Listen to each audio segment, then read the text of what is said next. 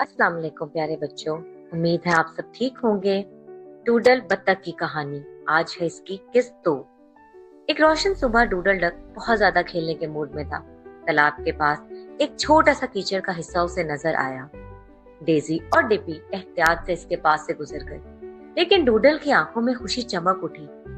इसे छलांग लगाना बहुत पसंद था। डूडल ने थोड़ा पीछे हटकर अपने नन्हे पर फैलाए और छलांग लगा दी। शुरू में तो इसे बहुत मजा आया।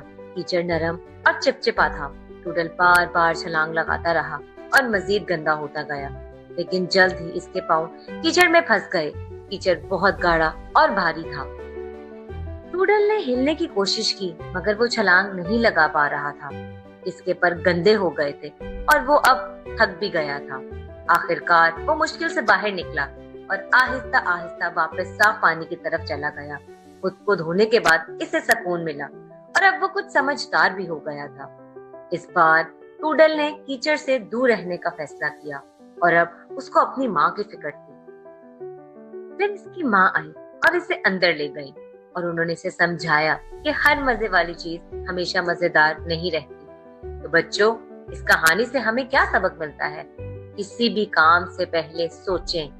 ज्यादा मजे कभी कभी मुश्किल भी बन सकते हैं। अपने आप को महफूज रखें और एहतियात सबसे ज्यादा जरूरी है।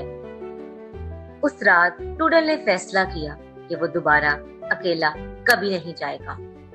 आपका कहानी सुनने का और देखने का बहुत शुक्रिया प्यारे बच्चों। इस सबक को याद रखिएगा। खुदा हाफिज। Please like, share and subscribe my channel. Thank you for watching. Bye bye.